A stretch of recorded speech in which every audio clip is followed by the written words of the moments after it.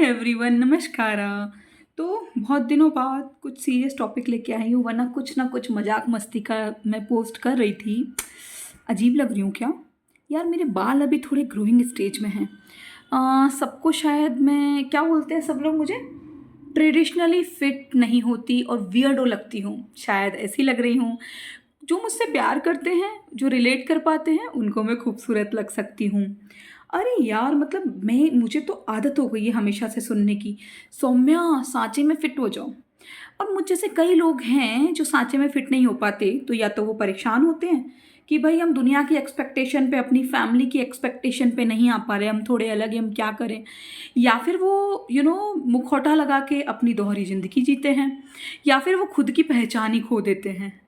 क्योंकि भाई समाज में फिट होना तो सबसे पहला रूल है सोसाइटी का। आई एम नॉट सेइंग, सी समाज किसी रीज़न से बनता है एंड दैट्स गुड, आप समाज में फिट होते हो।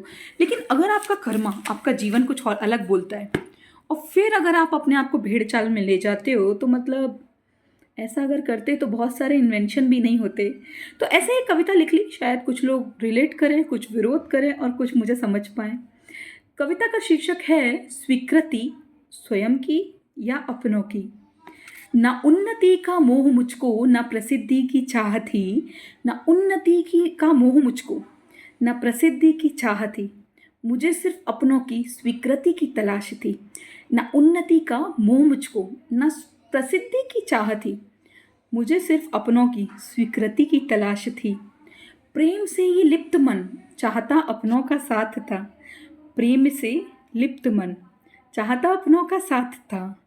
पर कर्म किस्मत और हुनर को दूसरी राह का इंतजार था। पर कर्म किस्मत और हुनर को दूसरी राह का इंतजार था।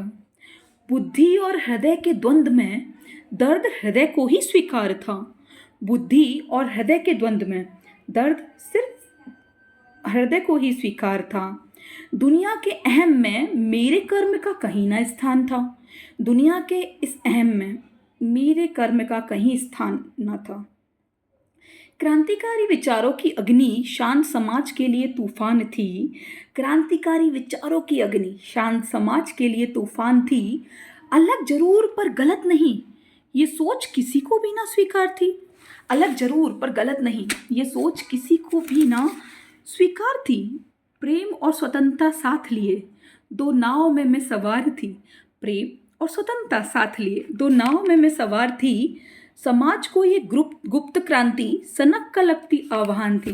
समाज को ये गुप्त क्रांति सनक का लगती आह्वान थी। मुझको हराने की होड़ में प्रेम को मेरे बंधक किया। मुझको हराने की होड़ में प्रेम को मेरे बंधक किया। भेड़ चाल के समाज ने मेरे अपनों को नियंत्रित किया। भेड़ चाल के समाज ने मेरे अपनों को नियंत्रित किया। सक्षम थी पूरी दुनिया को पाने को, पर युद्ध ये विशाल था। सक्षम थी पूरी दुनिया को पाने को, पर युद्ध ये विशाल था।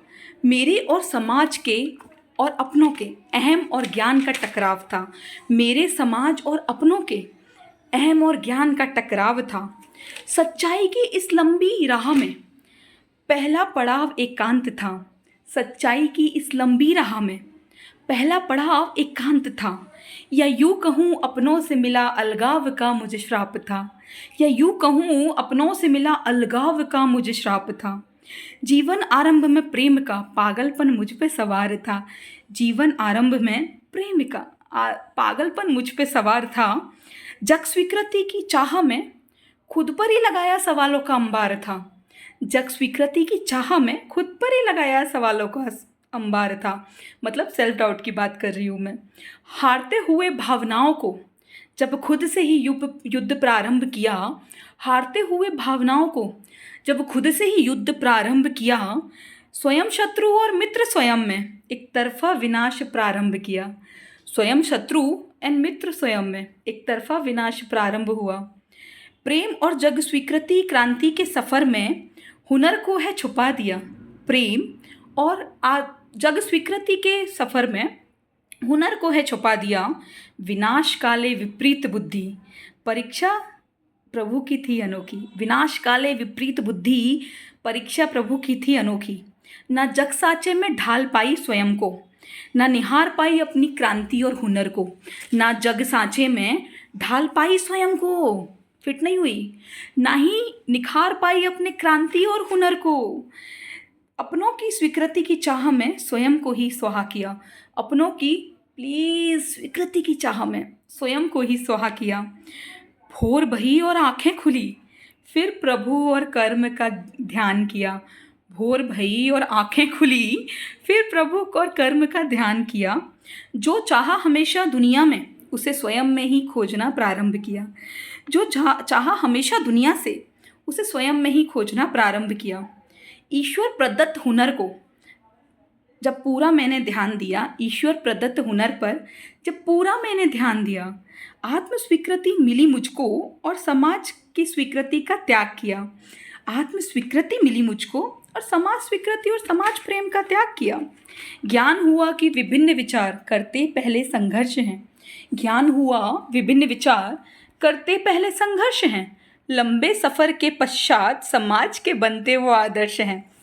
लंबे सफ़र के पश्चात समाज के बनते वो आदर्श हैं। जिस जग स्वीकृति और प्रेम का मोह से मैंने शुरुआत की, जिस जग स्वीकृति और जग प्रेम की मोह से मैंने शुरुआत की, आज कई दशक के बाद उसका ना कोई मोल था और ना ही कोई चाह थी।